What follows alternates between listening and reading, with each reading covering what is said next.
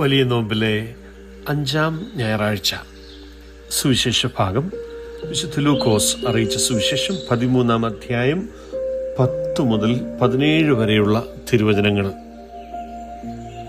18 വർഷമായി കൂനിയായി ജീവിച്ച ഒരു സ്ത്രീയുടെ ജീവിത കഥയാണിത്. ഏകദേശം 2 പതിറ്റാണ്ടോളം അവൾ നിവർന്നു നിൽക്കാൻ പോലും കഴിയാതെ ജീവിച്ചു. ദിനംതോറും അവൾ വഹിച്ചിരുന്ന ശാരീരിക വേദന, മനുഷ്യരുടെ മുന്നിൽ അവൾ അനുഭവിച്ച നാണക്കേട്, നിശബ്ദമായ സഹനം, ഇവയൊക്കെ ഒന്ന് സങ്കല്പിച്ചു നോക്കിക്കേ. എന്നിട്ടും അവളെക്കുറിച്ച് സുവിശേഷ ഭാഗത്തിലെ ഒരു വിശദാംശം വളരെ ശ്രദ്ധേയമാണ്. അവൾ അവിടെ ഉണ്ടായിരുന്നു, സിനഗോഗിൽ. അവളുടെ നീണ്ട കഷ്ടപ്പാടുകൾക്കിടയിലും തൻ്റെ വിശ്വാസം അവൾ ഉപേക്ഷിച്ചിരുന്നില്ല. തൻ്റെ ശരീരം കൂനിപ്പോയി, എന്നാൽ തൻ്റെ ആത്മാവ് എപ്പോഴും നിവർന്നിരുന്നു, ദൈവത്തിലേക്ക് തിരിഞ്ഞിരുന്നു. തുടർന്ന് വചനം പറയുന്നു, യേശു അവളെ കണ്ടപ്പോൾ, അതായത് ആൾക്കൂട്ടത്തിൻ്റെ മധ്യത്തിൽ യേശു അവളെ ശ്രദ്ധിച്ചു എന്നുള്ളതാണ്. അവൾ സഹായം അഭ്യർത്ഥിക്കുന്നതിനെ കുറിച്ചൊന്നും സുവിശേഷം പറയുന്നില്ല. അവൾ ആരാധനയ്ക്കായി വന്നു. അവിടെ വെച്ച് ഈശോ അവിടെ കഷ്ടപ്പാടുകൾ കണ്ടു. അവളെ അടുത്തു വിളിച്ചു പറഞ്ഞു, സ്ത്രീയെ, നിന്റെ രോഗത്തിൽ നിന്ന് നീ മോചിക്കപ്പെട്ടിരിക്കുന്നു. ഈശോ തന്റെ കരസ്പർശനത്തിലൂടെ 18 വർഷമായി അവളെ പിടിച്ചു നിർത്തിയിരുന്ന ഭാരം അപ്രത്യക്ഷമാകുന്നു. അവൾ നിവർന്നു നിൽക്കുന്നു, ദൈവത്തെ സ്തുതിക്കാൻ തുടങ്ങുന്നു. അതിശയമെന്ന് പറയട്ടെ, ഈ രോഗശാന്തിയിൽ എല്ലാവരും സന്തുഷ്ടരല്ല. ഈശോ സാബത്തിൽ രോഗശാന്തി നൽകിയതിൽ സിനഗോഗ് അധികാരി ഇവിടെ പരാതിപ്പെടുകയാണ്. അദ്ദേഹത്തെ സംബന്ധിച്ചിടത്തോളം വ്യക്തിയേക്കാൾ പ്രധാനം നിയമമാണ്. എന്നാൽ ഈശോ ശക്തമായി പ്രതികരിക്കുന്നു. സാബത്തിൽ തങ്ങളുടെ കാളയെയോ കഴുതയെയോ തൊഴുത്തിൽ നിന്നഴിച്ച് വെള്ളം കുടിപ്പിക്കാൻ കൊണ്ടുപോകുന്ന അവരോട്, അബ്രഹാമിന്റെ മകളായ ഈ സ്ത്രീ അവളുടെ കഷ്ടപ്പാടുകളിൽ നിന്ന് സ്വതന്ത്രയാകേണ്ടതിന്റെ ആവശ്യകത ഈശോ ഓർമ്മിപ്പിച്ചു കൊടുക്കുകയാണ്. ഈ സുവിശേഷം നമ്മുടെ നോമ്പുകാല ആത്മീയ യാത്രയെ ആഴത്തിൽ സ്പർശിക്കുന്നതാണ്.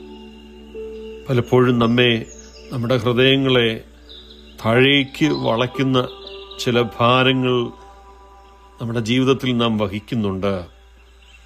നമ്മോട് മല്ലിടുന്ന ചില പാപങ്ങൾ, കഴിഞ്ഞ കാലത്തിൻ്റെ കുറ്റബോധം, ഭാവിയെക്കുറിച്ചുള്ള ആശങ്കകൾ, ജീവിത നൈരാശ്യങ്ങൾ, മറ്റാരും അറിയാത്ത ആന്തരിക മുറിവുകൾ, ഇവയെല്ലാം നിസ്സംഗമായി നമ്മുടെ ഉള്ളിൽ കിടക്കുന്നുണ്ട്.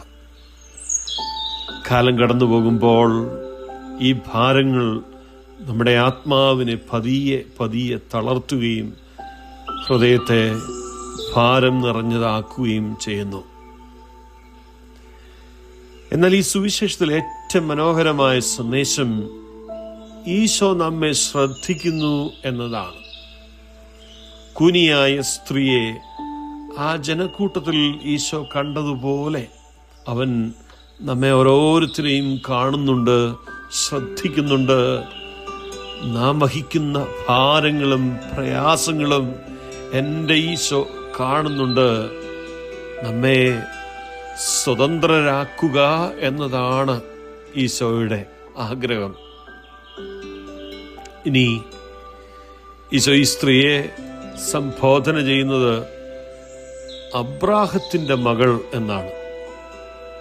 ഒരുപക്ഷെ ഇത് ആ സ്ത്രീയുടെ മഹത്വവും മാനവും ഉയർത്തിയ ഒരു നിമിഷമാണ് ഈശോ അങ്ങനെ സംബോധന ചെയ്യുമ്പോൾ. അതായത് അവൾ ദൈവത്തിന്റെ മകളാണെന്ന് തന്നെ കേൾക്കുന്നവരെയും ആ സ്ത്രീയെയും ഈശോ ഓർമ്മപ്പെടുത്തുകയാണ്. അതെ, നാം ആരും വിസ്മരിക്കപ്പെട്ടവരല്ല, തള്ളിക്കളയപ്പെട്ടവരുമല്ല.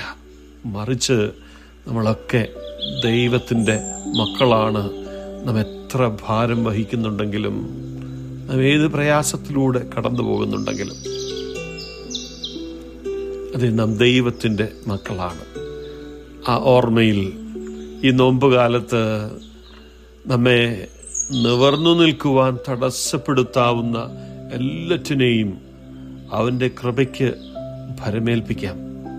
നമ്മുടെ ഭാരങ്ങൾ അവനിലേക്ക് കൊണ്ടുവരാം. അവൻ്റെ കരുണ അനുഭവിക്കാനായി നമ്മെ ഏൽപ്പിച്ചു കൊടുക്കാം.